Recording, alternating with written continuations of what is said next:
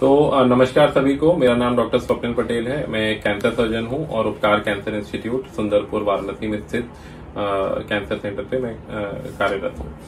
आज मेरे साथ बहुत खास पेशेंट हमारे लल्लू राम जी, और इनको हमने यहाँ पर इसलिए बुलाया है इनसे जानकारी लेने के लिए, इनका एक्सपीरियंस शेयर करने के लिए। क्यों? क्योंकि जो मई का महीना होता है उसको ब्लैडर कैंसर, पेशाब की थैली के कैंसर के जागरूकता के लिए सेलिब्रेट किया जाता है, अवेयरनेस बढ़ाने के लिए सेलिब्रेट किया जाता है।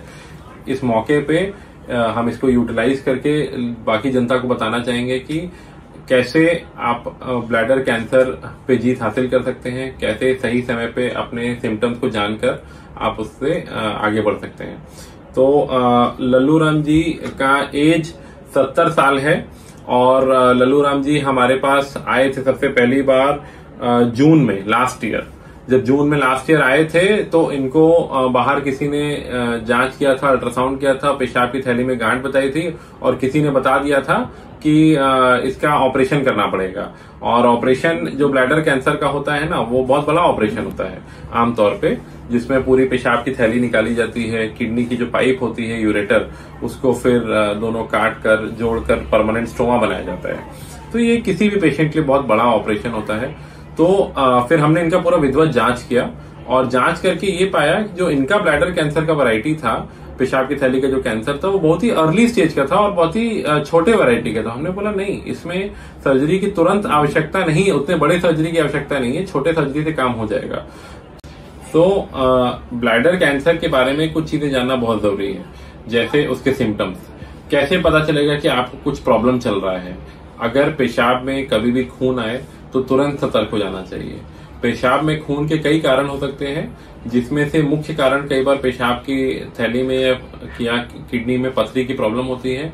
बट इस उम्र में 50 साल की उम्र से ज्यादा कई बार ज्यादा कॉमन कॉज होता है पेशाब के रास्ते में या किडनी में कहीं पर तो कैंसर जैसी प्रॉब्लम होना, ट्यूमर जैसी प्रॉब्लम होना। तो तुरंत सतर्क हो जाना चाहिए दिमाग, ठीक है। दूसरी चीज, आपको पता चल गया कि कुछ प्रॉब्लम है, आप गए जांच कराए, आपने अल्ट्रासाउंड कराया, छोटी गांठ निकली, तो तुरंत उसको ऑपरेशन करने के बारे में नहीं सोचना चाहिए। पहले उसको विधिवत जानकारी लेनी चाहिए, क्या है क्या नहीं है, जांच के माध्यम से।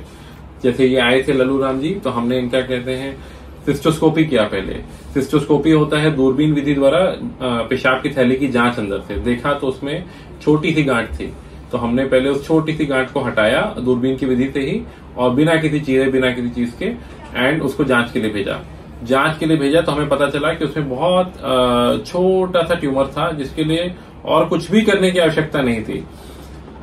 बीच में फिर हमने उनको वापस, एक प्रोसीजर होता है जिसको बोलते हैं TORBT। TORBT में बोलते हैं कि दूरबीन द्वारा ही पेशाब के रास्ते से जाके अंदर और सारे ट्यूमर्स को निकाल लेना और ट्यूमर्स को खत्म कर देना। मेजर ऑपरेशन से बच जाता है पेशेंट। तो हमने इनको ये ऑपरेशन सजेस्ट किया और इन्होंने वो ऑपरेशन कराया और एकदम बढ़िया हो गए।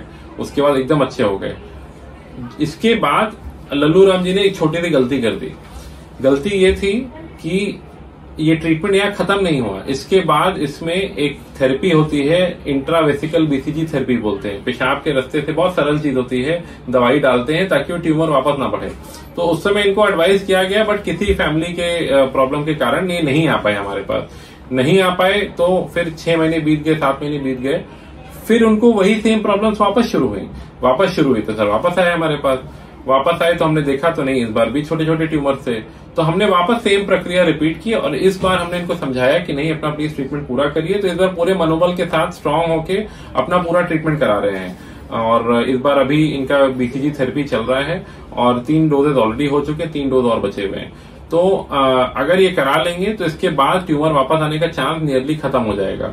और इस तरीके से छोटे से प्रोसीजर के माध्यम से हमने इनका जो बड़ी सर्जरी जो इनको स्टार्टिंग में बताई गई थी, जो रेडिकल सिस्टेक्टमी बोलते हैं, उससे इनको बचा लिया।